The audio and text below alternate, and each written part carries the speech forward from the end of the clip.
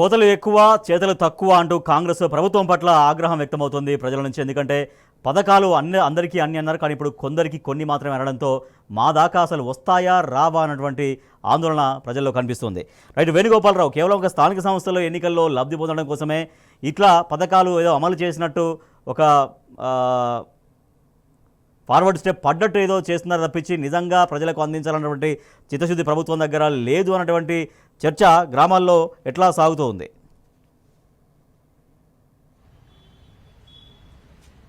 ముఖ్యంగా స్థానిక సంస్థల ఎన్నికల సంబంధం చూసుకుంటే కూడా సంవత్సరం దాటింది. ఇప్పుడు ఉన్నటువంటి పరిస్థితి స్పెషల్ ఆఫీసర్ల పాలన కొనసాగుతుంది. రాజేష్, ఈ స్పెషల్ ఆఫీసర్ల పాలన చూసుకుంటే కూడా గ్రామాలన్నీ కూడా వీళ్ళకి స్పెషల్ ఆఫీసర్లకు గ్రామాలపై గ్రిప్ ఉండదు, అసలు సమస్యల విషయం కూడా తెలియదు.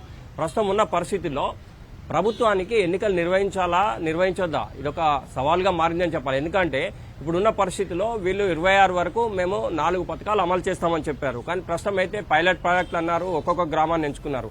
అంటే ఈ విషయంలో కూడా టోటల్గా అంటే అన్ని గ్రామాల ప్రజలు తమకు అన్ని వస్తాయి, రేషన్ కార్డులు వస్తాయి, రైతు భరోసా వస్తుంది, రుణమాఫీ ఇవన్నీ వస్తాయని చెప్పి ఆశించిన వాళ్ళల్లో నిరాశ నిస్పృహలు వెలువెత్తిన నేపథ్యంలో ప్రస్తుతం ఉన్న పరిస్థితుల్లో ఎన్నికలకు పోతే ప్రస్తుతం ప్రభుత్వ పరిస్థితి ఏంది, మరి ఎన్నికల్లో ప్రజలు వీళ్ళను ఆశీర్వదిస్తారా తిరస్కరిస్తారా అనేది కూడా వాళ్ళలో ఒక ప్రశ్నగా మిగులుతోంది. ఎందుకంటే ఇప్పుడున్న పరిస్థితుల్లో ప్రతి విషయాన్ని కూడా ప్రజలు గమనిస్తూ ఉంటారు రాజేష్. ఎందుకంటే ముఖ్యంగా ఇప్పుడున్నటువంటి పరిస్థితుల్లో ప్రభుత్వం అయితే హామీలు ఇచ్చింది, కానీ వాటిని నెరవేర్చడంలో పక్కా ఫెయిల్యూర్ అవుతుందని చెప్పి ప్రజలే కాదు, రైతులే కాదు, సామాన్య పౌరులు కూడా డిస్కషన్ చేసుకుంటున్న నేపథ్యంలో ఇప్పుడున్న పరిస్థితుల్లో ఎన్నికలకు పోవాలా పోవద్దా అనేది ప్రభుత్వమే చాలా డోలమైన పరిస్థితి ఉన్నటువంటి పరిస్థితి అయితే ఉంది.